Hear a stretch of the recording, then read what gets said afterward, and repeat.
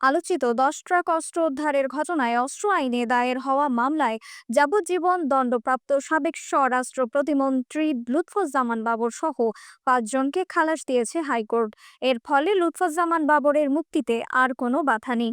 এখন কথা হচ্ছে, কখন কারামুক্ত হবেন লুৎফুজ্জামান বাবর? প্রায় 17 বছর ধরে কারাগারে রয়েছেন তিনি। এর মধ্যে কয়েকবার অসুস্থ হয়ে হাসপাতালে চিকিৎসাও নিয়েছেন।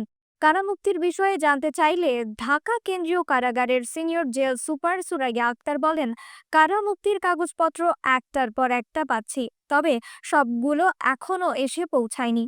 আজ পৌঁছালে আজই মুক্তি পাবেন তিনি। এদিকে ডেথ রেফারেন্স ও আসামিদের করা আপিলের ওপর শুনানি নিয়ে মঙ্গলবার হাইকোর্টের বিচারপতি মোস্তফা জামান ইসলাম ও বিচারপতি নাসরিন আক্তারের সমন্বয়ে গঠিত বেঞ্চ এ রায় ঘোষণা করেন। আদালতে বাবরের পক্ষে আইনজীবী শিশির মনির খালাস চেয়ে এ আবেদন করেন। রাষ্ট্রপক্ষের শুনানিতে ছিলেন deputy attorney general Sultana Akhtar Ruby ও সহকারী অ্যাটর্নি জেনারেল মোহাম্মদ আসিফ ইমরান জিসান।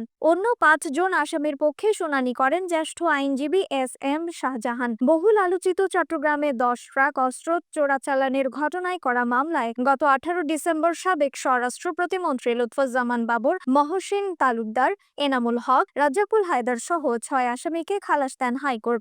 মৃত্যুদণ্ডপ্রাপ্ত অন্য 6 আসামির সাজা কমিয়ে 10 বছর করে কারাদণ্ড দেন আদালত। এছাড়া ভারতের বিচ্ছিন্নতাবাদী সংগঠন উলফার সামরিক কমান্ডার পরেশ বড়ুয়াকে মৃত্যুদণ্ড থেকে যাবজ্জীবন দণ্ড দেওয়া হয়েছে। লুৎফুজ্জামান বাবর 1991 সালের 5ম জাতীয় সংসদ নির্বাচনে স্বতন্ত্র প্রার্থী হিসেবে আনারস প্রতীক নিয়ে নেত্রকোনা 4 আসন থেকে সংসদ সদস্য নির্বাচিত হন। এরপর 15 ফেব্রুয়ারি 1996 সালের 6ষ্ঠ ও 2001 সালের 8ম জাতীয় সংসদ নির্বাচনে বাংলাদেশ জাতীয়তাবাদী দলের প্রার্থী হিসেবে নেত্রকোনা 4 আসন থেকে সংসদ সদস্য নির্বাচিত হন। 8ম সংসদে তিনি স্বরাষ্ট্র প্রতিমন্ত্রী হিসেবে দায়িত্ব পালন করেন। 12 জুন 1996 সালের 7ম জাতীয় সংসদ নির্বাচনে বাংলাদেশ জাতীয়তাবাদী দলের প্রার্থী হিসেবে ও 2008 সালের 9ম জাতীয় সংসদ নির্বাচনে স্বতন্ত্র প্রার্থী হিসেবে আনারস প্রতীক নিয়ে নেত্রকোনা 4 আসন থেকে নির্বাচনে লড়ে তিনি পরাজিত হন। News desk,